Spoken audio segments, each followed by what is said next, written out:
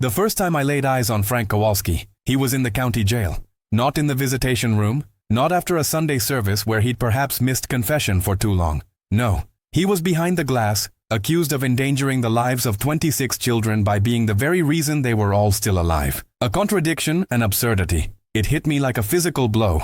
Father Michael Callahan, pastor of St. Jude's. My collar suddenly felt tighter, heavier, a sudden noose around my neck as I stood in that stark, sterile room. 26 children, their faces, their laughter, their bright innocence flashing before my eyes. And Frank, the rough-hewn trucker, was supposedly a menace to them. Yet, the whisper circulating among the deputies, the frantic parents, even the grim-faced public defender, was that Frank Kowalski had averted an unspeakable tragedy. It was a narrative that twisted my mind into knots, defying every logical principle, every tenet of justice I understood. Sheriff Brody, a man whose worldview was as flat and predictable as the plains outside town, saw only facts, and the facts, as he presented them, were damning. Frank's 80,000-pound rig, a behemoth of steel and diesel, had been found parked, without hazard lights, completely blocking the southbound lane of Highway 12. Specifically on a blind hairpin curve known locally as Devil's Elbow, a stretch of road so treacherous it seemed designed to claim lives. The school bus, packed to the brim with my parishioners' children, had rounded that curve only to find a wall of metal where the road should have been. Only a last-second, desperate maneuver by the bus driver had prevented a catastrophic collision, leaving the bus skidding to a halt mere inches from Frank's trailer. To Sheriff Brody, it was a clear-cut case of reckless driving, negligence that verged on criminal intent, an open-and-shut case, a matter for the courts. But Frank, I remember his face through the thick glass, framed by the harsh fluorescent light of the interview room. A face like a roadmap of every hard mile he'd ever driven, etched with fatigue and the grit of a life spent battling highways and deadlines. He wore the standard-issue orange jumpsuit, which somehow managed to look both too big and too small, stripping him of his identity, transforming him into just another inmate. Yet, there was something else in his eyes, something I couldn't quite place. Not defiance, not fear, not truly. It was a quietness that bordered on profound calm, a stillness that was deeply unsettling given the gravity of his situation. This was not the Frank Kowalski I knew, the Frank who avoided my sermons, the Frank whose faith had seemingly eroded with every sunrise he chased across the continent. This Frank was different, transformed. I had come as his parish priest, a reluctant emissary between the church and the county jail. Elena, his wife, had called me in tears, begging me to see him, to understand. She believed him. She always believed. My duty was to offer spiritual comfort, perhaps to act as a character witness, but mostly to listen, to try and make sense of the senseless. The public defender, a young woman named Ms. Evans, her expression a mask of professional skepticism, looked at Frank as if he were a particularly difficult crossword puzzle. Sheriff Brody, arms crossed, jaw set, waited for a confession, for an admission of fatigue, a lapse, anything, grounded in reason. And I, a priest, prepared myself for the familiar litany of excuses, of human frailty. Then Frank spoke. His voice was low, raspy from disuse, but firm. Not defensive, not apologetic. It was the voice of a man stating an incontrovertible truth, a fact as solid and unyielding as the concrete floor beneath us. He looked at each of us in turn, the lawman, the lawyer, the bewildered priest, and without a trace of hesitation, without any theatrics, he told us why he had stopped his 80,000-pound rig on a blind curve on Highway 12. The Blessed Virgin Mary told me to. The air left the room. It was not a gasp, not a shout, just a sudden, absolute vacuum, a silence that pressed in on us, suffocating. He had said it so simply, so matter-of-factly, like he was explaining that he'd stopped for gas, or to check his tires, but he hadn't. He'd stopped because the Mother of God, the Queen of Heaven, had personally intervened in his cross-country haul. Sheriff Brody's jaw did not merely drop, it seemed to unhinge. Ms. Evans, the professional cynic, actually blinked, then narrowed her eyes as if Frank had just pulled a rabbit from a hat. And I, Father Michael, whose entire life was dedicated to the sacred mysteries, whose very identity was steeped in the miraculous, felt a jolt of shock that bordered on terror. My mind reeled. The Blessed Mother, here, now, commanding a truck driver to perform a seemingly reckless act that, by all earthly accounts, put 26 innocent lives in jeopardy. It was an assertion so outlandish, so scandalous, so utterly beyond the pale of reason and expectation, that it momentarily shattered my own faith, not in God, but in the very fabric of reality.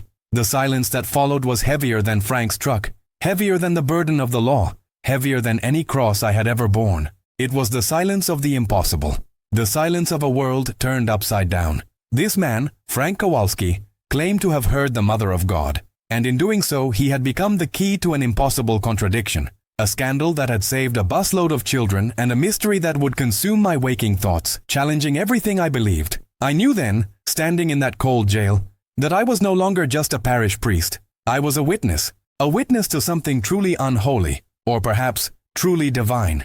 I didn't know which yet. I only knew that the story of Frank Kowalski, the trucker who heard the Virgin Mary, had just begun. And I knew, with a certainty that chilled me to the bone, that the world was about to learn that some miracles don't arrive with trumpets and hymns, but with the screech of tires and the impossible, unsettling whisper of heaven on a lonely highway. The impossible truth, I realized, would reveal itself in time. But not here. Not yet. The chill that had settled in my bones in that jail cell, witnessing Frank Kowalski's bewildered innocence and the world's incredulous judgment, was not merely from the sterile air. It was the chill of a spiritual frontier, a place where the ordinary laws of cause and effect seemed to fray at the edges, revealing glimpses of something far grander and far more terrifyingly beautiful. I had stood before many mysteries in my years as a priest, the mystery of suffering, of grace, of the human heart's capacity for both boundless love and bottomless despair. But Frank's story, a paradox wrapped in a trucker's worn jacket, promised a different kind of revelation, one that spoke directly to the divine architecture of our universe. To truly grasp the magnitude of what lay hidden in Frank's confession, however, one had to first understand the quiet, enduring faith of his wife, Elena. Elena Kowalski was in many ways the steady, flickering candle in the often darkened chapel of Frank's life. Her presence in the pews of St. Jude's was as reliable as the Sunday bells, a small, elegant silhouette against the stained glass, her head bowed in prayer, her hands often clasped around a well-worn rosary. For years, she had been a constant, gentle presence, not just in my parish, but in my pastoral office, her concerns for Frank's soul a soft, persistent rain against the windowpane of my heart. She never demanded, never judged, but her prayers, I always felt, were a gentle but persistent storm front, slowly but surely gathering strength over her husband's spiritual landscape. Frank, by contrast, had allowed the relentless churn of the open road, the solitary miles, and the grinding realities of a hard life to abrade his faith down to a smooth, indifferent stone. It wasn't an act of defiance, not a conscious rebellion against God, but rather a slow, almost imperceptible erosion. He hadn't slammed the door on his faith. He had simply let it creak shut, gathering dust in the corners of his soul. He'd stopped coming to Mass years ago, a gradual absence that began with, "Too tired, Father," and morphed into, "What's the point?"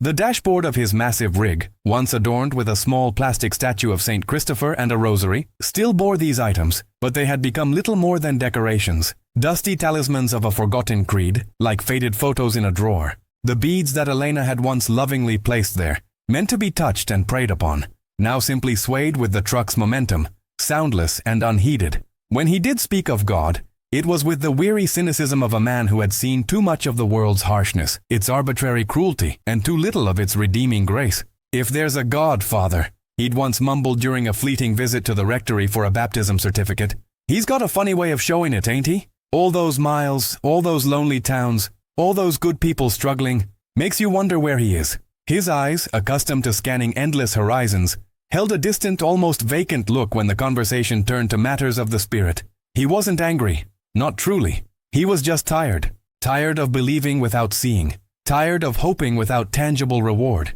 He was a good man, Frank, honest and hard-working. But his soul, I feared, was adrift, unmoored from the spiritual anchors that once held him steady. I remember a particular afternoon, just a month or so before that fateful Tuesday, when Elena had come to my office. The late autumn light filtered through the old rectory windows, casting long, dusty shadows across the worn carpet. She sat in the usual armchair, its floral pattern faded by years of sunlight, her hands clasped tightly in her lap, her knuckles white. There was a faint tremor in her voice, a new fragility I hadn't heard before, even from her.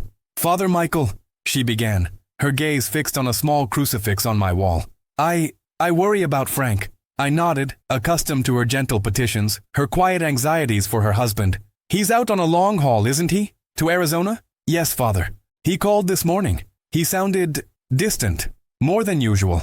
She paused, took a deep, shuddering breath, and then her eyes, usually so luminous with a quiet strength, brimmed with tears. They were not noisy tears, no gasping sobs, but a silent, steady welling up, slipping down her cheeks like polished beads. I fear he's lost, Father. Not just to the church, but to hope itself." Her words hung heavy in the air. weighted with a sorrow that transcended mere spousal concern. It was the ache of a soul witnessing another's slow fade into spiritual twilight. She spoke of how his laughter had grown less frequent, how the sparkle in his eyes had dimmed, how even their evening conversations, once filled with the rhythm of his day, and her quiet observations, had become hollowed out, punctuated by long silences. He would sit, she explained, staring at the television, but his mind, she knew, was miles away, lost somewhere between a truck stop diner and the endless ribbon of highway. He used to talk about the sunsets, you know, she murmured, wiping a tear with the back of her hand. The way the desert sky would paint itself in 1,000 colors. He'd say, "Elena, you gotta see it. It's like God's own masterpiece. Now he just says it's another day. Another dollar." Her voice cracked, betraying the raw wound beneath her usual composure. "I pray, Father. I pray so hard. But sometimes I feel like my prayers just bounce off the inside of his cab, never quite reaching him." I reached across my desk, taking one of her trembling hands in mine, my thumb gently tracing the faint lines on her skin. "Elena, your prayers are never in vain. Never. God hears every single one, even the silent sighs of your heart. But what if he's tired of hearing them for Frank?" she whispered, her voice barely audible. What if Frank has simply stopped listening? That was the crux of it, wasn't it? The terrible freedom of choice, the human capacity to simply stop hearing the divine music that plays perpetually in the background of existence. It was a priest's perpetual heartbreak to see a soul turn away, not in anger, but in quiet, weary indifference.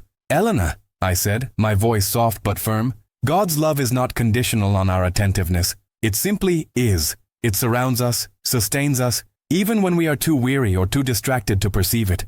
And your faith, Elena, your unwavering love for Frank, that is a powerful prayer in itself. It's a testament to the persistent, enduring nature of hope." I encouraged her, as I often did, to continue her devotions. We spoke of the power of intercessory prayer, of the communion of saints, and how their prayers, joined with ours, could form an irresistible chorus before the throne of God. It was then, as the last rays of sunlight warmed the room, that she spoke of her renewed commitment to Our Lady. "I've started a novena, Father," she said, a flicker of light returning to her eyes. "To Our Lady of Guadalupe. I know she watches over our people, over the Americas, and she knows what it is to carry a heavy burden, to see a child face a difficult journey. I'm praying she watches over Frank on his long hauls, that she puts her mantle of protection around him, that she helps him find his way back. Our Lady of Guadalupe, the Empress of the Americas, patroness of the unborn, of hope, of impossible causes. Her image, imprinted miraculously on a humble tilma, had brought an entire continent to faith, a vibrant testament to God's boundless love and his tender care for the vulnerable and the lost. Elena, a woman whose heritage was deeply rooted in the faith and traditions of Mexico, understood the profound symbolism of Our Lady of Guadalupe, a vision of a dark-skinned Madonna appearing to a humble indigenous man, Juan Diego speaking to him in his own language, affirming his dignity and his worth. If anyone could intercede for a lost soul like Frank, Elena believed, it was this gentle, powerful mother who understood the heart's deepest longings and its most profound fears. As Elena left my office that day, her tears had dried,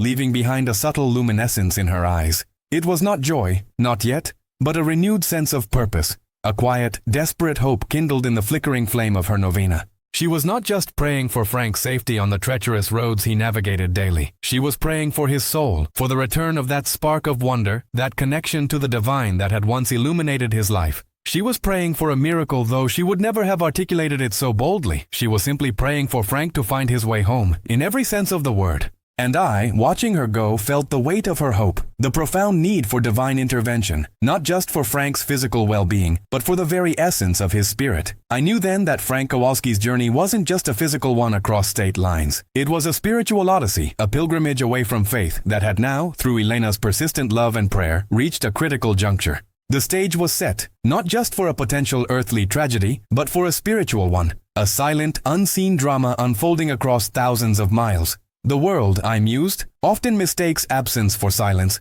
but sometimes in the deep quietude of a soul worn thin, a whisper can pierce through, a whisper that might just change everything. And sometimes it takes a desperate mother's prayers, a forgotten rosary on a dusty dashboard, and the vast, lonely expanse of a highway to prepare the heart for what the world would call impossible. The need for a miracle, I realized, was not just about preventing disaster. It was about reclaiming a soul and shining a light into the deepest corners of despair. The world, I mused, often mistakes absence for silence, But sometimes, in the deep quietude of a soul worn thin, a whisper can pierce through, a whisper that might just change everything. And sometimes it takes a desperate mother's prayers, a forgotten rosary on a dusty dashboard, and the vast, lonely expanse of a highway to prepare the heart for what the world would call impossible. The need for a miracle, I realized, was not just about preventing disaster. It was about reclaiming a soul and shining a light into the deepest corners of despair. Yet, as with all truly profound stories of divine intervention, there are always multiple threads, seemingly disparate, that God in His infinite wisdom weaves into a tapestry of grace. While Frank wrestled with his inner demons and Elena prayed her fervent novenas, another purer drama was unfolding, one centered on the most vulnerable of his flock, the children of St. Jude's Parish School. Their innocence, like dew-kissed petals, was about to brush against the shadow of a peril they could not comprehend, and it is their story too that formed the very heart of the miracle. That Tuesday morning, the air at St. Jude's was electric, vibrant with the kind of boundless energy only children possess when adventure beckons. It was the day of their annual field trip to the old mission down in the valley, a venerable landmark that stood as a testament to the early missionaries who had brought the light of Christ to these very lands. From my rectory window, I could hear the joyous clamor even before I stepped across the worn threshold of the school's main entrance. The scent of polished wood floors, mingled with the faint, sweet perfume of children's shampoo, and the lingering aroma of breakfast pastries, filled the hallways. Backpacks, emblazoned with cartoon characters and glitter, lay scattered in orderly piles, each a small treasury of snacks, art supplies, and wide-eyed anticipation. I remember seeing them, a kaleidoscope of bright colors and eager faces, gathered in the small gymnasium, buzzing like a hive of diligent, albeit very excited bees. Their teachers, a mixture of seasoned veterans and fresh-faced idealists, moved among them, counting heads, adjusting straps, and offering last-minute instructions, their voices a gentle counterpoint to the youthful exuberance. Mrs. Peterson, the kindergarten teacher, a woman whose laugh was as warm and enveloping as a summer blanket, bent down to tie a tiny shoelace, her silver hair catching the morning light. Mr. Harrison, the stoic but kind fifth-grade teacher, patiently answered a flurry of questions about the mission's ancient bell tower, his hand resting reassuringly on a boy's shoulder. It was a scene of such uncomplicated joy, such profound hope, that it always brought a lump to my throat and a quiet prayer to my lips. These were my children, the newest generation of St. Jude's, growing up under the watchful eyes of their community, and I always hoped, under the even more vigilant gaze of God Himself. It was my custom, a tradition I had begun many years ago, to bless the children before each major outing. I believe deeply in the efficacy of prayer, in the tangible grace that flows from a simple blessing, a plea to the Almighty for protection and guidance. So, as the last of the children found their places, settling into a semblance of quiet that was truly remarkable for a group of 26 eager young souls, I walked to the front of the room. A hush fell, a respectful silence born not of fear, but of a youthful reverence for the sacred. They knew me well, knew my kind words and my steady hand. I spoke briefly of the mission, of the brave men and women who had built it, and of the enduring faith it represented. Then, I dipped my fingers into the small silver aspergillum filled with holy water, its cool droplets sparkling as I made the sign of the cross over each small forehead. "May the Lord bless you and keep you," I murmured, my voice soft but firm. "May He make His face shine upon you and be gracious to you. May the Lord lift up His countenance upon you and give you peace." For each child I offered a personal touch, a brief word, a silent prayer. I saw Sarah with her bright red ribbon clutching a worn teddy bear, Mark, already tall for his age, trying to suppress a grin. Little Emily, her eyes wide with wonder, clutching her teacher's hand. Each face was a world unto itself, precious and unique, a testament to God's boundless creativity. As I traced the cross, I felt, as I always did, the profound responsibility of my calling, the sacred trust placed in my hands to shepherd these young souls, to pray for their safety, both spiritual and physical. I remembered Elena's heartfelt prayers for Frank, and I found myself expanding my petitions, asking for a hedge of protection around all these innocent travelers. At the wheel of the old but immaculately maintained school bus sat Mrs. Margaret Gable. Margaret was not just a bus driver, she was an institution, a beloved figure in our small town, a grandmother of 3 with a perfect driving record stretching back over 30 years. Her silver hair was always neatly coiled at the nape of her neck, and her spectacles, perched on the end of her nose, gave her an air of quiet authority and unwavering competence. She had driven generations of St. Jude's children, including, I recalled with a fond smile, some of their parents. Margaret was a woman of routine and meticulous care. Every morning she performed a thorough pre-trip inspection, checking the tires, the lights, the mirrors, the fluid levels, her hands moving with the practiced efficiency of a seasoned professional. She knew the bus as intimately as she knew the winding roads of our county. Her disposition was calm, her demeanor unflappable. Even in the midst of the most boisterous of field trips, Margaret maintained a steady hand on the wheel and a gentle, reassuring presence. The children adored her, often bringing her small handmade drawings or sharing their latest stories. She had a way of listening, truly listening, that made each child feel seen and valued. For parents, her name on the bus roster was a source of immense comfort. They knew their precious cargo was in the safest possible hands. Margaret wasn't just transporting children. She was safeguarding dreams, nurturing potential, and carrying the future of our community. Her perfect driving record wasn't just a statistic. It was a testament to her profound sense of responsibility, her unwavering focus, and perhaps, though she would never voice it, a quiet faith in a higher power watching over her. The bus itself, a venerable yellow Leviathan, bore the marks of its many years of service. Faded paint, the occasional minor dent, but beneath its utilitarian exterior it was a testament to diligent maintenance. Mr. Henderson, the school's long-serving groundskeeper and mechanic, treated that bus like his own child. He personally oversaw its servicing, knowing full well the preciousness of its cargo. Every bolt, every wire, every hydraulic line was, he believed, a potential guardian of young lives. The seats, though worn, were clean and functional, the emergency exits clearly marked, the first aid kit fully stocked. It hummed with a well-oiled efficiency, a comforting mechanical heartbeat that promised safe passage. The outbound journey to the mission had been, as always, an explosion of joyful noise. The children sang silly songs, their voices echoing off the bus windows, played I Spy, and pointed out every cow and tractor they passed. The usual chatter of friends sharing secrets and telling jokes filled the air, punctuated by the rustle of snack bags and the occasional gentle reprimand from a teacher. The excitement was palpable, a tangible thing that made the journey fly by. They saw the mission's adobe walls rise majestically from the valley floor, its ancient bells silent witnesses to centuries of prayer. They explored the peaceful courtyards, marveled at the faded frescoes in the chapel, and listened intently as their teachers recounted tales of the mission's founders and the indigenous peoples who had lived and worshipped there. They drew pictures of the bell tower, wrote their names in the visitor's book, and gathered for a quiet moment of prayer in the sun-drenched sanctuary, a space hallowed by generations of faithful souls. For a few hours, the outside world and its potential worries faded, replaced by the simple wonder of history and the quiet beauty of devotion. As the afternoon waned, a gentle weariness began to settle over the group. The songs became softer, the chatter subsided into murmurs, and some small heads began to nod against the windows as the bus turned homeward. The route back to town, however, was far less pastoral than the roads that led to the valley. It required navigating Highway 12, a ribbon of asphalt carved into the very flank of Miller's Ridge. This was a road I knew well, a challenging stretch that often made me hold my breath, even in my own reliable sedan.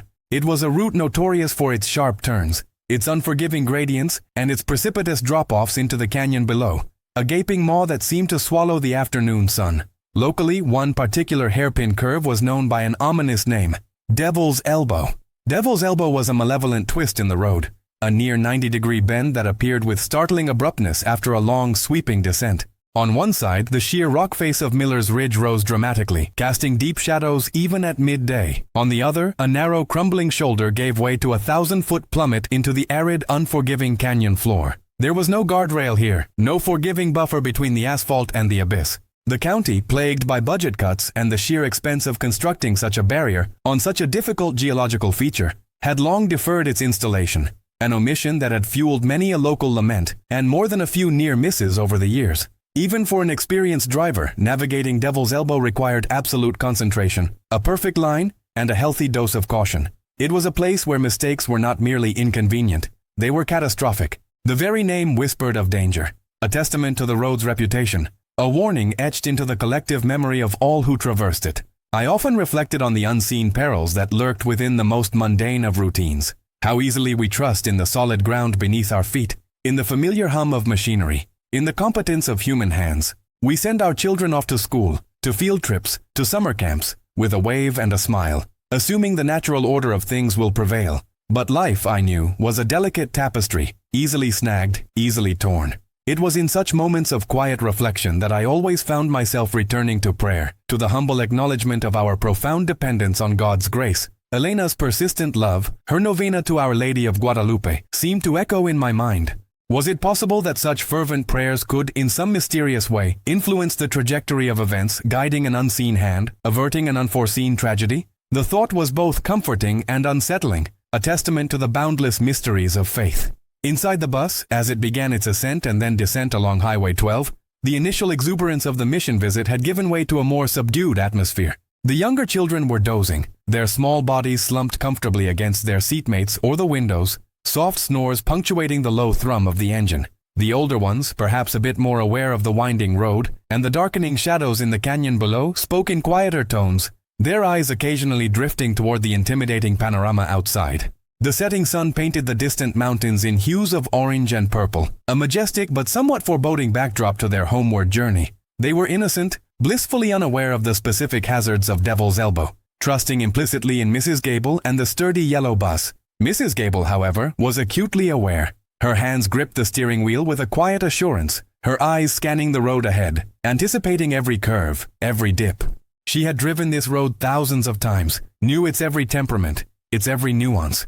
Her focus was absolute, her movements precise. She slowed perceptibly as the bus began its approach to the steepest part of the descent, her foot hovering over the brake pedal. She was a master of her craft, a guardian of young souls, navigating the perilous path with the steady hand of experience and a silent prayer for vigilance. She was prepared for everything the road could throw at her, or so she believed. The hum of the engine filled the bus, a comforting drone that lulled the tired children.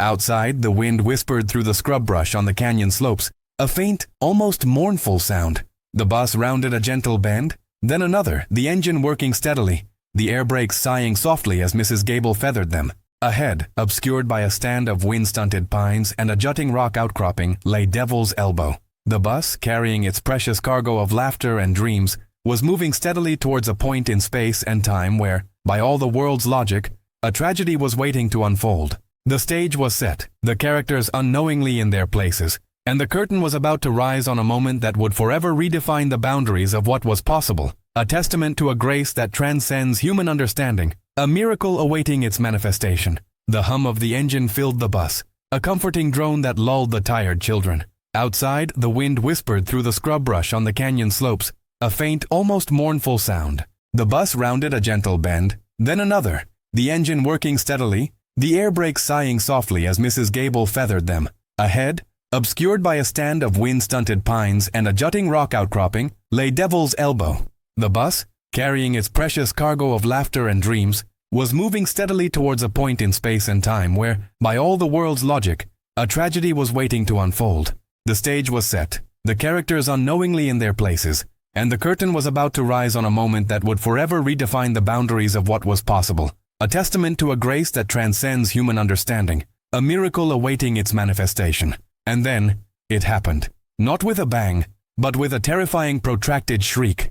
The sound of tires fighting against asphalt tore through the quiet canyon, a violent rupture in the fabric of the afternoon. It was the frantic, guttural cry of metal under duress, a sound that vibrates not just in the ears but deep within the bones, signaling instant peril. The bus lurched, throwing children forward, their happy chatter replaced by gasps and sharp cries. A cloud of acrid, burning rubber blossomed in the air, a chemical scent of fear. Mrs. Gable, bless her brave heart, had slammed on the brakes, her foot finding purchase on the pedal with the desperate strength born of a primal instinct to protect. The old bus, groaning under the sudden, immense strain, slewed sideways, its heavy mass fighting for purchase, its yellow flank scraping perilously close to the precipice. It bucked, it groaned, it screamed, and then, with a final shuddering gasp, it stopped.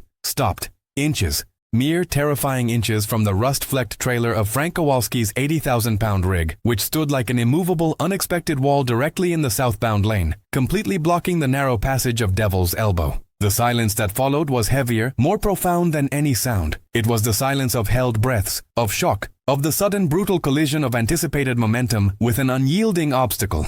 From the bus, muffled sobs began to rise, punctuated by the nervous cough of Mrs. Gable, who sat rigid at the wheel, her knuckles white against the steering column, her eyes wide with a terror that would haunt her for weeks. And then, slowly, tentatively, the sounds of traffic began to build behind the scene. The blare of horns, the murmur of voices, the sharp, anxious ring of cell phones. I heard the news first through a hurried, breathless call from Elena, her voice a thin, reedy thread of panic. Father Michael, it's Frank. They're saying he almost... The children... She couldn't finish, only dissolving into racking sobs. My own heart, usually so steady in the face of human sorrow, felt a sudden, cold dread. I knew the bus route. I knew Devil's Elbow. And I knew Frank's rig. The pieces, as Elena stammered them out, formed a picture that was both incomprehensible and utterly terrifying. I dropped everything and drove towards the canyon, my old sedan feeling inadequate and slow, my prayers a rapid-fire litany for understanding and mercy. When I arrived, the scene was a tableau of organized chaos. Emergency lights pulsed like angry crimson hearts against the twilight sky. The air, still thick with the metallic tang of fear and brake dust, hummed with the buzz of activity. Sheriff Brody, his face a grim mask of professional duty, was already overseeing the initial assessment. He moved with the efficient, practiced calm of a man who had seen too much of the world's brokenness, but even he carried an edge of controlled fury in his precise movements. "Father Michael," he greeted me, a curt nod. His eyes, usually warm and familiar, were narrowed, focused intently on the geometry of the disaster that had been averted. Or, as he saw it, caused. "You better brace yourself.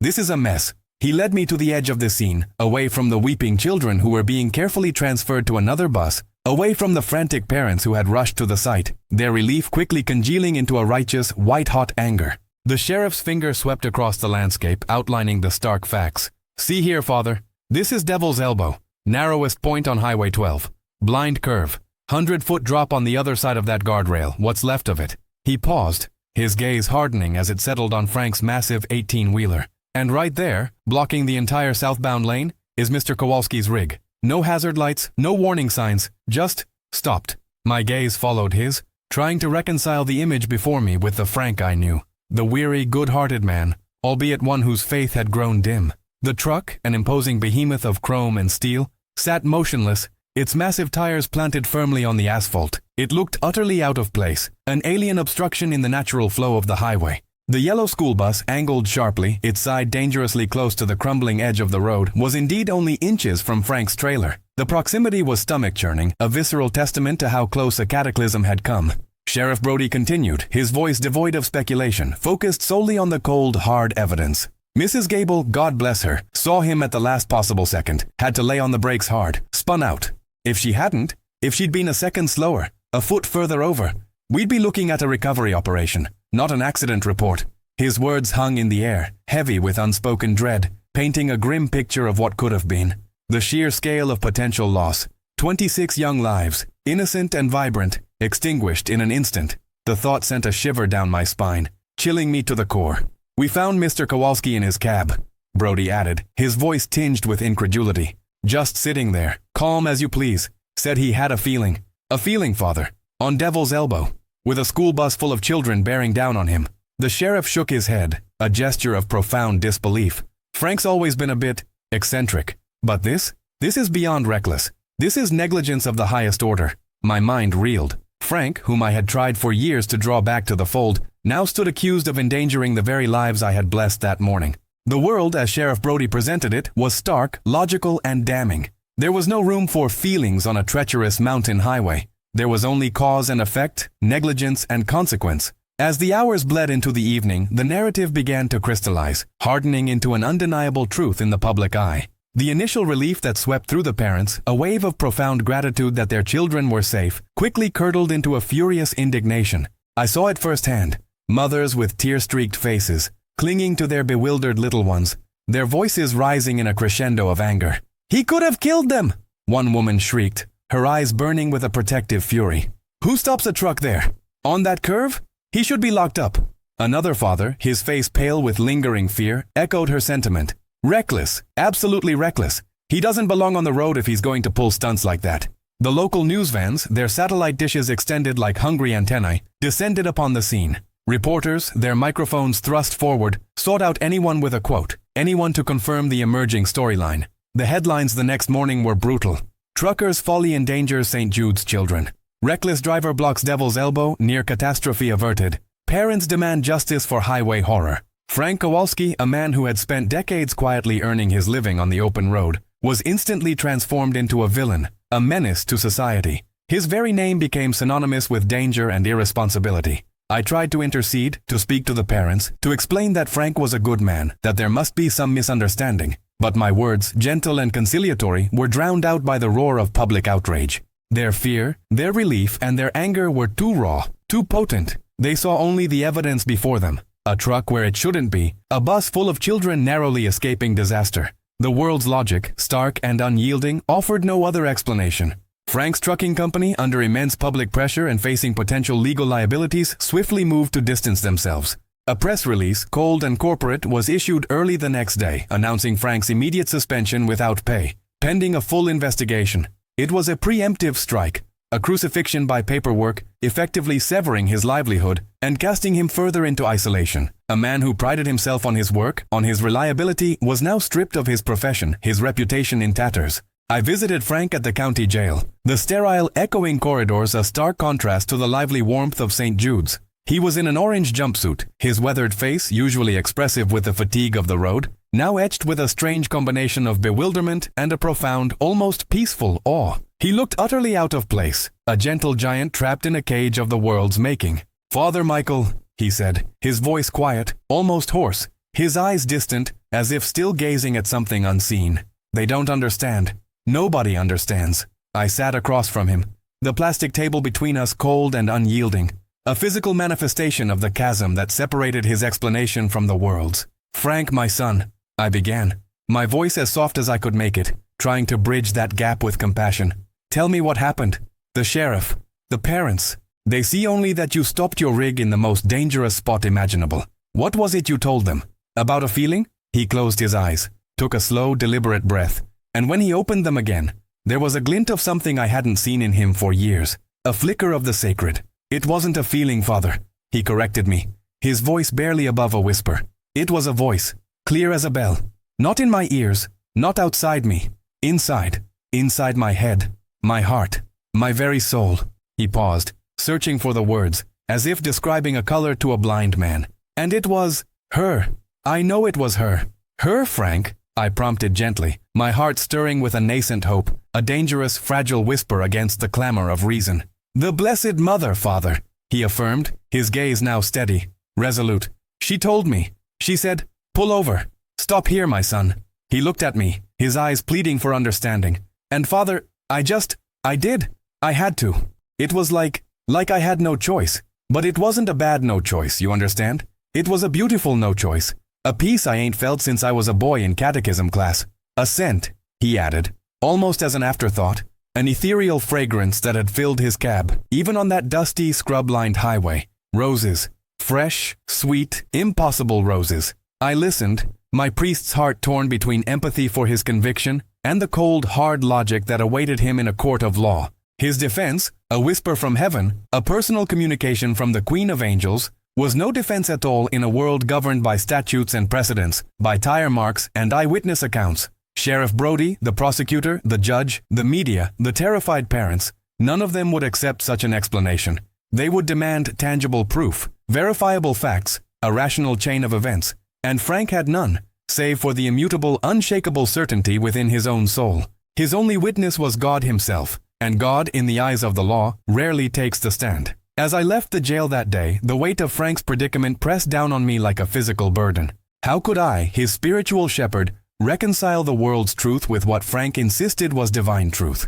How could I advocate for him when every piece of physical evidence pointed to his guilt, to his negligence, to his recklessness? His truck was parked in the most dangerous spot on the highway, a death trap for any unsuspecting driver.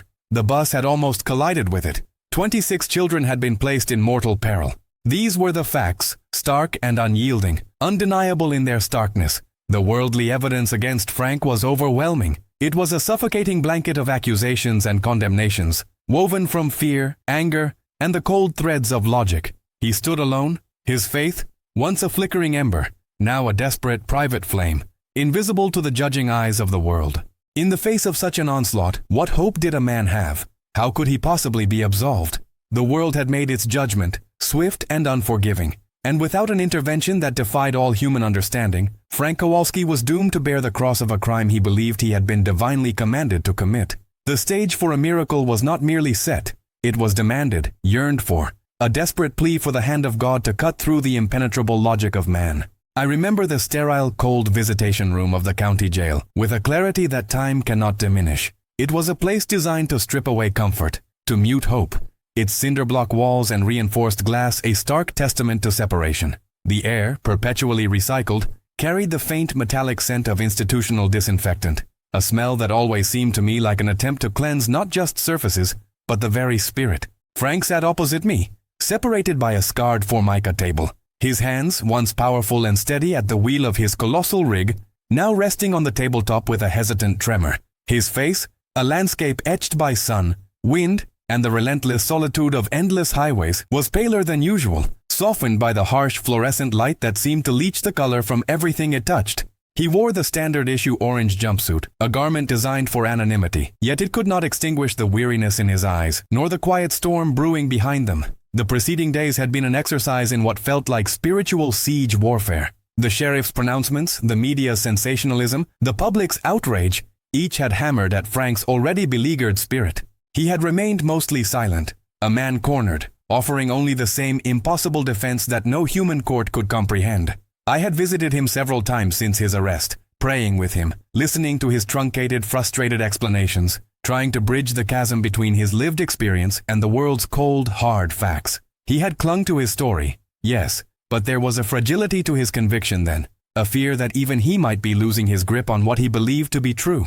He'd seen the doubt in my eyes, perhaps, or in Elena's, though we tried our best to mask it with pastoral encouragement and unwavering love. He'd needed time, I realized now, to reconcile the profound intimacy of his encounter with the deafening roar of the world's incredulity. This particular afternoon, however, felt different. There was a quiet intensity about Frank, a nervous energy that transcended mere anxiety. He looked at me not with the defiance or resignation of previous visits, but with a deep, unsettling awe mixed with a profound vulnerability. It was the look of a man who had wrestled with an ineffable truth and was finally ready to lay it bare, no matter the cost. "Father," he began, his voice rough, raspy, as if unused for days. I need to tell you everything, truly everything." He swallowed hard, his gaze darting to the locked door, then back to my face, seeking, I presumed, not just a confessor, but an ally, a witness. I nodded, leaning forward, my heart quickening. This was it, the moment I had prayed for, the opening for grace to flood into the suffocating confines of this room. "Frank," I said, my voice as gentle as I could make it, "my son, you are safe here with me. Speak what is in your heart. God is listening, and so am I." He took a deep, shuddering breath, then exhaled slowly, as if releasing the immense burden he had carried. "It was Tuesday morning," he began, his eyes now fixed on some distant point beyond the walls, revisiting the scene in his mind. "Just like any other Tuesday. Up before dawn, coffee black as midnight, the usual hum of the engine waking up. I was on Highway 12 heading south. You know that stretch, Father. Miller's Ridge. Always a quiet run this time of day. Just me and the open road, the radio playing some classic rock to keep the sleep off." He paused, a flicker of a smile, almost wistful, touching his lips. "It was a good morning, really. Sun just coming up, painting the sky with those crazy colors. Made you almost forget how many miles you had left. I was listening to the Eagles. Take it easy, I think. Just cruising, you know? 80,000 pounds of steel and cargo rumbling down the highway, me feeling like the king of the road in my own little world." Then his expression shifted, the wistfulness replaced by a look of sheer, unadulterated wonder, tinged with a residual fear that still seemed to cling to him. And then, it happened. Suddenly. Instantly. He closed his eyes for a moment, reliving it. The radio. It just went silent. Not static, not a fade. Just gone. Dead. And not just the radio, Father. Everything. The rumble of the engine, the hiss of the air brakes, the whine of the tires on the asphalt, even the creak of the cab. It all just stopped. Absolute silence. Like someone hit a universal mute button. He opened his eyes, now wide and focused, staring directly into mine. And in that silence, Father, that profound, unnerving silence, that's when I heard her voice. He leaned in, as if imparting a secret too sacred for the sterile air to carry. "It wasn't through my ears, Father. Not like you hear me talking now. It was inside. Inside my head, yes, but deeper. Inside my very soul. It was a voice. I've never heard anything like it. It was pure love, yes, but not a weak love. Not sentimental. It was strong, Father. Stronger than any man I've ever known. It had this gentle authority. Like a mother, yes, but a queen too. Like she knew everything, saw everything, and loved everything, all at once." His hands, which had been resting on the table, now clenched into fists, then slowly unclenched, as if grasping at the memory, trying to hold on to its ethereal truth. It wasn't loud, not a shout. It was a whisper, but it filled everything, every corner of my being. And it said only 5 words, Father, clear as a bell, yet without a sound. He took another shaky breath, the memory clearly overwhelming him. He looked down at his hands, then back up at me, his gaze pleading for understanding. It said, pull over, stop here, my son. My heart caught in my chest. The very words Elena had prayed for, words of guidance and protection. My mind raced, recalling her novena to Our Lady of Guadalupe, the patroness of the Americas, who watches over travelers and those in need. Was this her answer? And what did you do, Frank? I prompted, my voice barely a whisper, not wanting to break the fragile spell of his confession.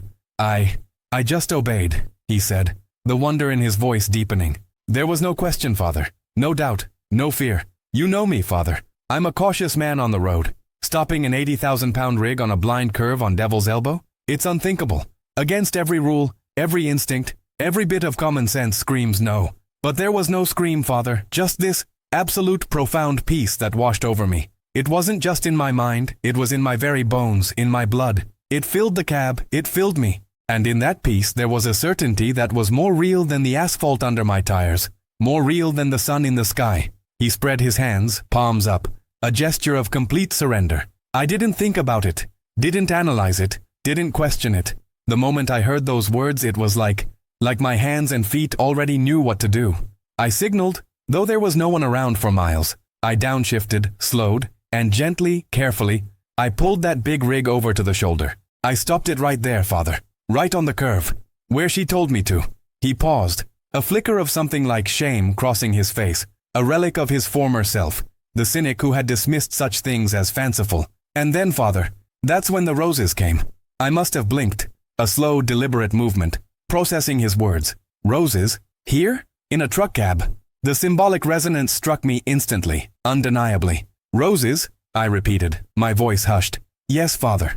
Roses. Not just a faint smell, but a powerful, distinct, unmistakable scent, like someone had just thrown a bouquet of 1,000 fresh roses into my cab, on that dusty, empty highway, in the middle of nowhere. It wasn't from the outside. It wasn't from the radio, which was still dead silent.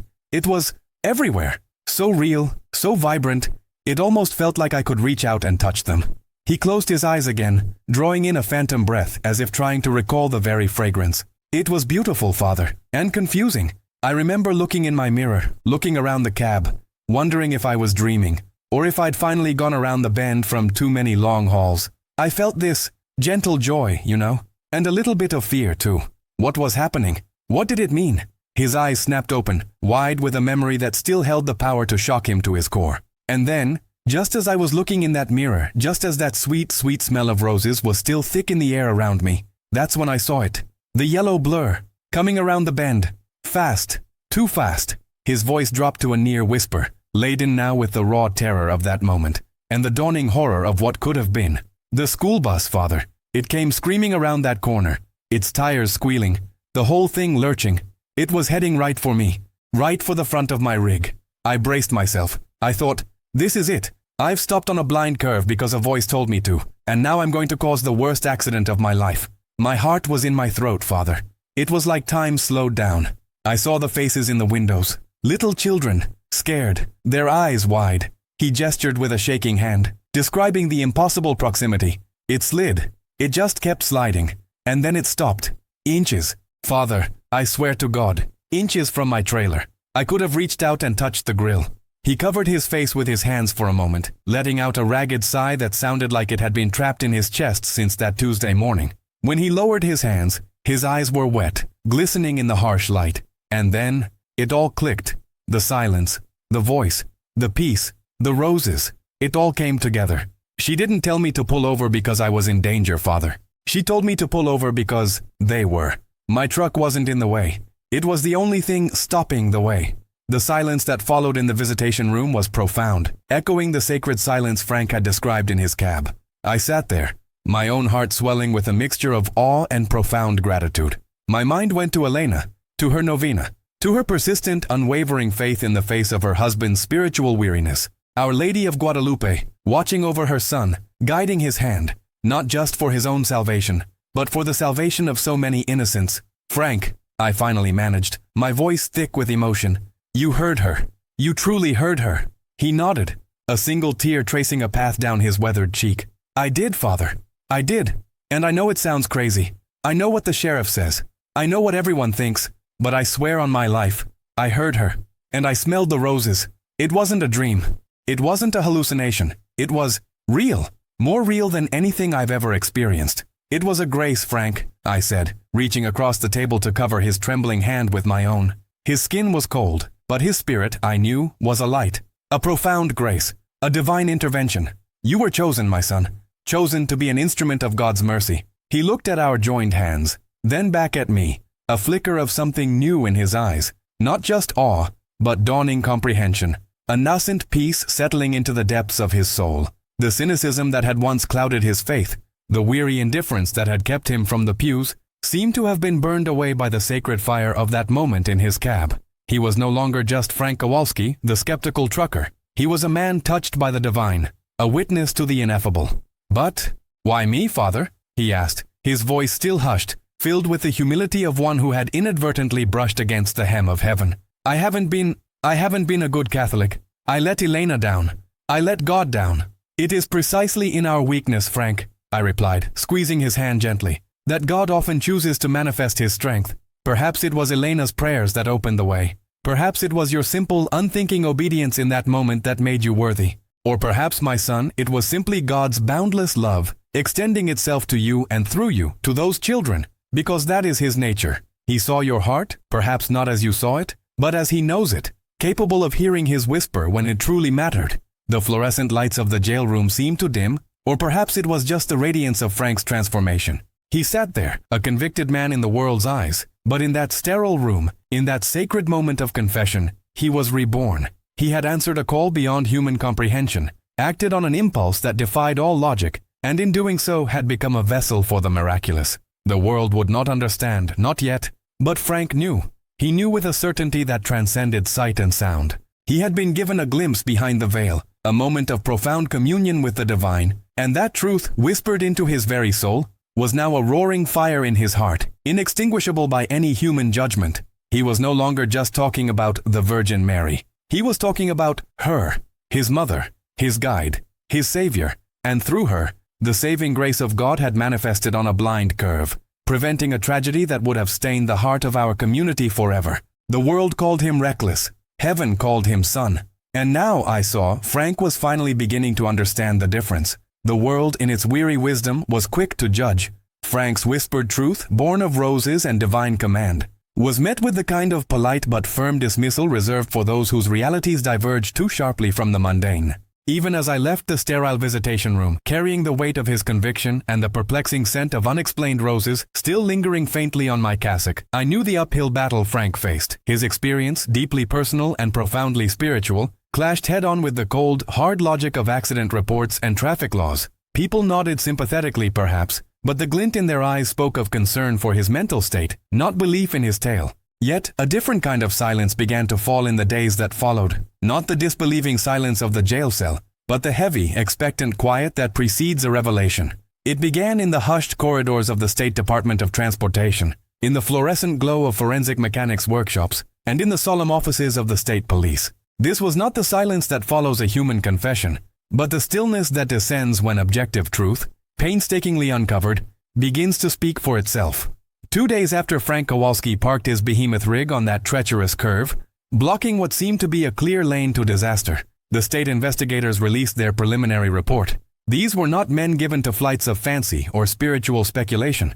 They were engineers, accident reconstructionists, and seasoned mechanics, their hands calloused, their minds trained to dissect reality into measurable components. Their job was to find failures, human, mechanical, or environmental. They arrived at Devil's Elbow with clipboards and cameras, with laser measures and grim determination, ready to catalog the usual litany of oversight, fatigue, or faulty maintenance that so often underpins such close calls. The first phase of their inquiry had been methodical, almost clinical. They had photographed every angle of the scene, marked every skid and scuff. The placement of Frank's truck, still immobile where it had been parked, was meticulously documented. Then, their attention turned to the school bus. It was a sturdy vehicle, regularly serviced by the district. Mrs. Gable, its driver, had a spotless record. known for her cautious demeanor and impeccable adherence to safety protocols. Initially, the focus was on her actions, brake points, reaction times, steering inputs. But as they began their deeper inspection, a quiet unease began to ripple through the investigative team. The bus, a bright beacon of yellow against the stark rock face, had been carefully towed from the scene. Once in the well-lit bays of the State Vehicle Inspection Facility, the real work began. Under the watchful eyes of lead investigator Marcus Thorne, a man whose face seemed permanently etched with the skepticism of 2 decades spent sifting through shattered metal and conflicting testimonies, the technicians began their meticulous examination. Every inch of the braking system was scrutinized. Lines were traced, calipers removed, fluid reservoirs checked. It was a veteran mechanic named Gus, a man whose intimate knowledge of large vehicle hydraulics bordered on the preternatural, who first called Thorne over. There was a subtle sheen, a peculiar dampness around the primary brake lines leading to the rear axle. A hairline fracture almost imperceptible to the untrained eye was discovered near a crucial coupling. Further testing confirmed Gus's suspicion: a catastrophic hydraulic failure. Not just a leak, but a complete loss of pressure in the main braking circuit. Thorne, ever the pragmatist, pressed for details. When did it happen, Gus? Before the curve? Or was it the stress of the hard stop? Gus, his brow furrowed in concentration, pointed to the nature of the fracture. This wasn't a sudden burst under extreme pressure, Chief. This was a fatigue crack, likely exacerbated over time, that just finally let go. The system would have been losing pressure for a short while, but it would have become critical very quickly. My guess? It failed. Before. Mrs. Gable even saw the truck. The implication hung in the air, heavy and chilling. If the primary brakes had failed before the curve, then the bus, by the time it rounded Devil's Elbow, was already a runaway. Mrs. Gable's testimony, initially dismissed as the confused recollection of a traumatized driver, suddenly gained a terrifying clarity. She had reported stomping on the brake pedal, feeling it go soft, then sinking to the floor without resistance. It had been her desperate, instinctual grab for the emergency brake that had brought the bus to a screeching halt mere inches from Frank's truck. But even that, the investigators now realized, was a testimony to something more than human intervention. Their next discovery deepened the mystery. The emergency brake, a cable-actuated system separate from the main hydraulics, was also inspected. Mrs. Gable had applied it with tremendous force, her small frame straining against the lever, and it had engaged. But under the strain of bringing an 80,000-pound vehicle, loaded with terrified children, to a near-instant stop, a recently discovered deeply corroded linkage cable had snapped. It was not a fresh break, but one whose integrity had been compromised over time. A hidden weakness lying dormant until that precise, critical moment. The emergency brake had held just long enough, a few harrowing seconds, before giving way. Had it broken a moment sooner, the bus would have plunged into the chasm. Had it held a moment longer, it would have crashed headlong into Frank's trailer with devastating force. The bus was, for all intents and purposes, a runaway vehicle with no way to stop.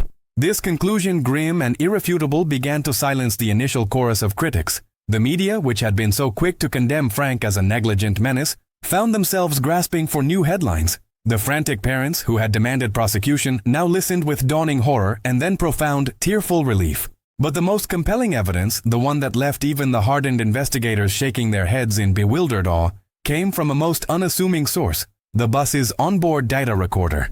Affectionately known as the black box, this device was a cold, mechanical witness to the divine. It had faithfully captured every parameter: vehicle speed, engine RPMs, brake pedal application, steering wheel angle, even GPS coordinates. It recorded everything with the dispassionate objectivity of a digital scribe. Thorne and his team reviewed the data, line by meticulous line.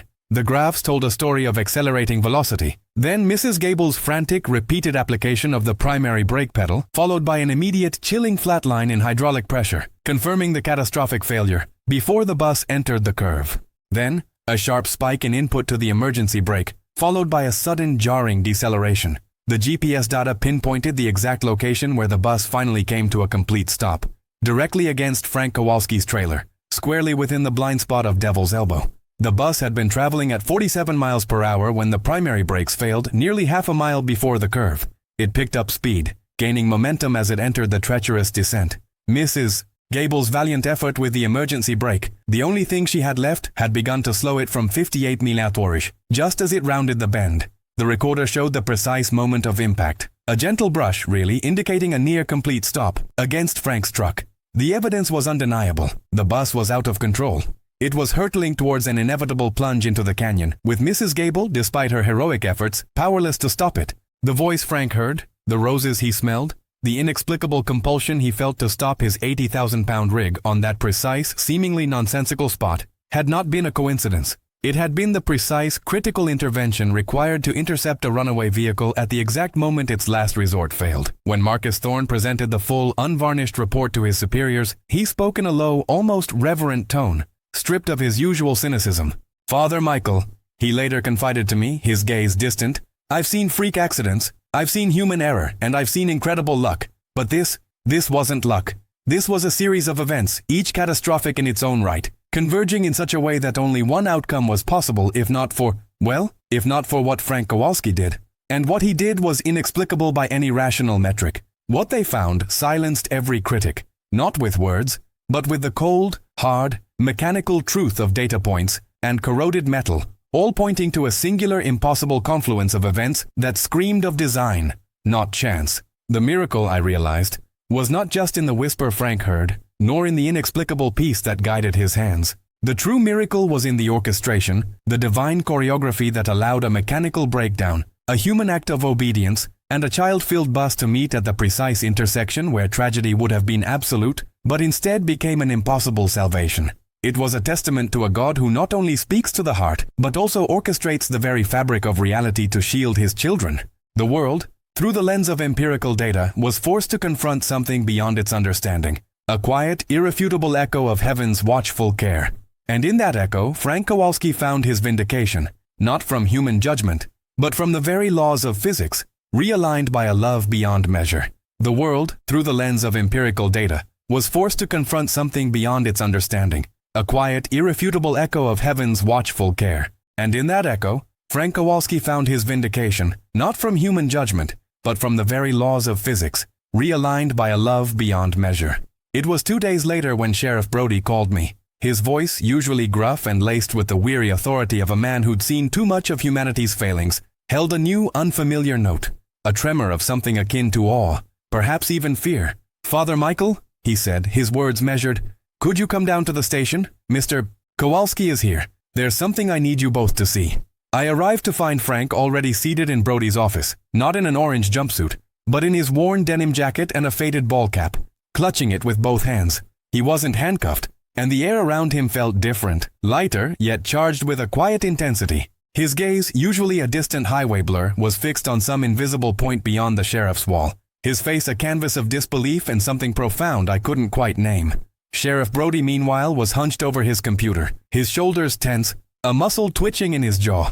He gestured towards the screen, his eyes still wide, fixed on it as if mesmerized by a serpent. "Take a look, Father," he finally managed, his voice barely a whisper. "This is the dashcam footage from the school bus. State investigators pulled it. It confirms everything Frank said.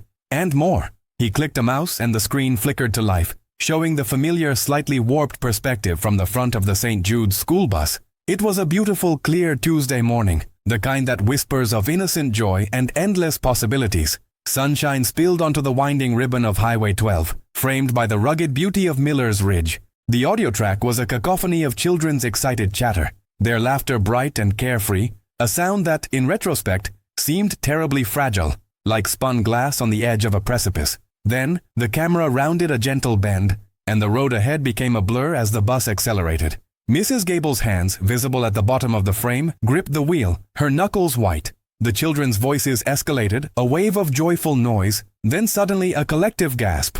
The speedometer needle, visible in a corner of the screen, began to climb, faster than it should. The bus was hurtling, gaining speed, not losing it.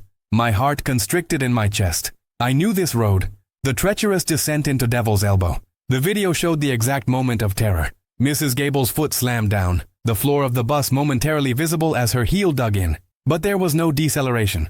Only a sickening lurch, a shriek of grinding metal, and the bus continued to pick up speed, its weight undeniable, its momentum terrifying. The innocent chatter gave way to gasps, then cries, thin and piercing like shards of ice. The bus, now a runaway projectile, rounded the sharpest part of Devil's Elbow. The camera lurched violently as Mrs. Gable fought the wheel, her face a mask of utter despair. Through the windshield, where the road should have continued its perilous curve, there was suddenly an impossible wall of steel. Frank's 80,000-pound trailer, a colossal, unyielding barrier, was perfectly, impossibly situated. The world seemed to hold its breath. The screech of the bus's tires, belatedly trying to find traction with the failed emergency brake, ripped through the silent office. The bus veered, the front end dipping precariously towards the yawning canyon below, a 1,000-foot drop that would have swallowed it whole. But just as the left tires lifted from the asphalt, the very edge of the bus, the passenger side, slammed into the trailer. Not head-on, not with destructive force, but with a shuddering, grinding slide. And then it stopped. The footage froze on the screen. The bus, canted at a terrifying angle, was pressed against the massive side of Frank's trailer. The trailer itself, a dull metallic gray in the midday sun, formed an impenetrable, immovable wall where there should have been only empty air and certain death. Frank's truck hadn't blocked the road in the traditional sense. It had become the guardrail that wasn't there. The silence in Sheriff Brody's office was heavier than anything I had ever experienced. It was the kind of silence that follows a miracle, when the rational mind struggles to reconcile what it has witnessed with the known laws of the universe. Frank, who had been watching with us, now had tears tracking clean paths through the dust on his cheeks. He wasn't weeping for himself, I realized, but for the sheer breathtaking grace of what he had been made an instrument of. Sheriff Brody slowly leaned back in his chair, running a hand over his close-cropped hair, his eyes still glued to the frozen image. He let out a long, shaky breath, as if he'd been holding it for the last 2 minutes. "Father," he began, his voice rough with emotion. "You know me. I deal in facts, evidence. What you see is what you get. But this," he trailed off, shaking his head. The state investigator's report came in. They analyzed the angle, the trajectory, the sheer mechanics of it. The bus, at that speed, with total brake failure, was going over the cliff. No question. Absolutely no question. He swallowed hard, his gaze finally leaving the screen to meet mine, then Frank's. But it didn't. Frank's rig, it wasn't just in the way. It was perfectly positioned. It created an impact point, yes, a glancing blow, but it also absorbed the kinetic energy, slowed the bus, and most importantly, it physically prevented the front wheels from going over the edge. It was the only thing in the universe that could have saved them. Brody stood up, walked to his desk, and with a deliberateness that spoke volumes, slid a form across the desk. It was an official document, a notice of dismissal. He picked up a pen, his hand still trembling slightly, and scrawled his signature. "All charges are dropped, Mr. Kowalski," he said, his voice barely a whisper, the authority of his office replaced by the humility of a man who had glimpsed the veil between worlds. "Go home, Mr. Kowalski." Frank didn't move immediately. He continued to stare at the screen, at the image of his truck, the silent sentinel against the void. She knew, didn't she, Father?" he murmured, his voice thick with wonder. "She knew exactly where to tell me to stop. Not a foot forward, not a foot back. Right there." I placed a hand on his shoulder, feeling the tremor that ran through him. "She did, Frank," I confirmed, my own voice imbued with an unshakable certainty. "Our Blessed Mother, in her infinite tenderness, guided your hands. She made your truck into what was needed, an unseen guardrail, forged not of steel, but of divine love and obedience. The profound simplicity of it was staggering. For all our complex theological debates, our academic treatises on divine intervention, here was a miracle laid bare, as clear and undeniable as the morning sun. It was not a hidden sign, but a public, verifiable act of God's protective hand. The world's logic had found itself utterly outmaneuvered by heaven's wisdom. A runaway bus, a prayer-worn trucker, a silent whisper, and a precisely positioned 80,000-pound rig, each a thread in a tapestry woven by an unseen weaver, a testament to a love that orchestrates even the seemingly random chaos of the road. Sheriff Brody cleared his throat, disrupting the sacred silence. He looked at Frank, then at me, a flicker of something new in his usually cynical eyes. I guess some things," he said, his voice softer than I'd ever heard it, "can't be explained by skid marks and accident reports." He paused, then added almost to himself, "There wasn't even a scratch on the bus, Father. Just a little paint transfer from Frank's trailer, that's it. Barely even a dent." It was true. The dashcam footage after the impact showed the children, terrified but unharmed, slowly processing their impossible escape. The bus driver, Mrs. Gable, was slumped over the wheel, weeping, not from injury but from the raw, unadulterated shock of knowing how close she had come to losing them all. And then the door of Frank's cab opened, and he was there, a bewildered, dust-streaked figure emerging into the impossible quiet. I looked at Frank, truly saw him for the first time in years. The weariness was still there, etched into the lines of his face, but it was now overlaid with a profound, almost childlike wonder. His faith, once a smooth, indifferent stone, had been struck by lightning. It wasn't just resurrected, it was ablaze, transformed into a living, breathing testament to the power of a God who intervenes. who whispers in the silence, who makes an ordinary man an instrument of extraordinary grace, and who, in his infinite mercy, becomes the unseen guardrail for us all. The road ahead for Frank was clear, but it was no longer just a highway of asphalt and miles. It was a sacred path, illuminated by a celestial light, a living reminder that heaven is always watching, always guiding, always waiting for the right moment to tell us to simply stop and be saved. The road ahead for Frank was clear, but it was no longer just a highway of asphalt and miles. It was a sacred path, illuminated by a celestial light, a living reminder that heaven is always watching, always guiding, always waiting for the right moment to tell us to simply stop and be saved. That following Sunday, the morning sun, usually a quiet accomplice to our regular rhythms, felt different. It streamed through the stained glass windows of St. Jude's with a quality I hadn't witnessed in years, as if polishing the very air for a momentous occasion. I arrived early, as I always do, but found the church already humming with a low, reverent murmur, unlike the usual Sunday morning chatter. The scent of beeswax candles and old oak, usually comforting, was now mingled with an almost palpable anticipation, a collective held breath. I stood at the back, just inside the grand oak doors, watching them arrive. And arrive they did. Not just our regulars, but faces I hadn't seen since Christmas, or confirmations years ago. And then, the children. Every single child from that bus, I believe, was there, clutching their parents' hands. Their small faces, scrubbed clean for Mass, held an unsettling blend of childhood innocence and an ancient understanding, as if they had looked into the very heart of the miraculous and carried a piece of its light within them. Their parents, too, carried a similar glow. Relief, certainly, but something deeper, a humbling gratitude that bordered on awe. They filled the pews, spilled into the aisles, stood shoulder to shoulder at the back, their presence a silent, living testimony to the impossible made real.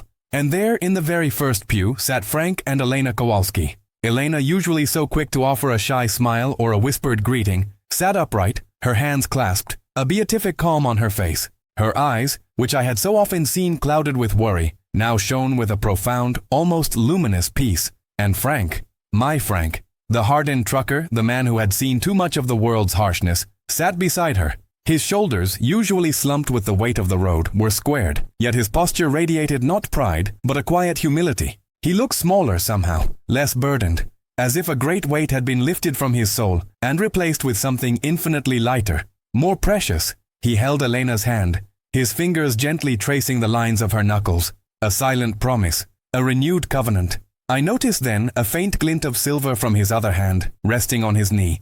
The rosary, no longer a mere dashboard decoration, but clutched firmly, reverently. As I ascended the steps to the altar, my heart was full, almost overflowing. I had pages of notes for my homily, a carefully constructed message about faith in adversity, about seeking God's presence in the quiet moments. But as I looked out at that sea of faces, at the children who were meant to be gone, at Frank and Elena, beacons of resurrected hope, I knew those words were dust. The Holy Spirit had already delivered the truest homily, not from a pulpit, but on a stretch of lonely highway, in the roar of a diesel engine, in a whisper and the scent of roses. My dear brothers and sisters in Christ, I began, my voice, I hope, carrying the full weight of my own awe and wonder. Today we gather not merely as a congregation, but as witnesses. Witnesses to a truth so profound, so undeniable that it transcends all human logic, all earthly explanation. I paused, letting the silence of hundreds of attentive souls fill the sacred space. We have heard the reports, seen the evidence, tried to reconcile the impossible with the rational. And yet, here we are. Every child, every family, every heart present here today knows, deep in their bones, that we have been touched by the hand of God. I spoke then, not of theology, but of wonder.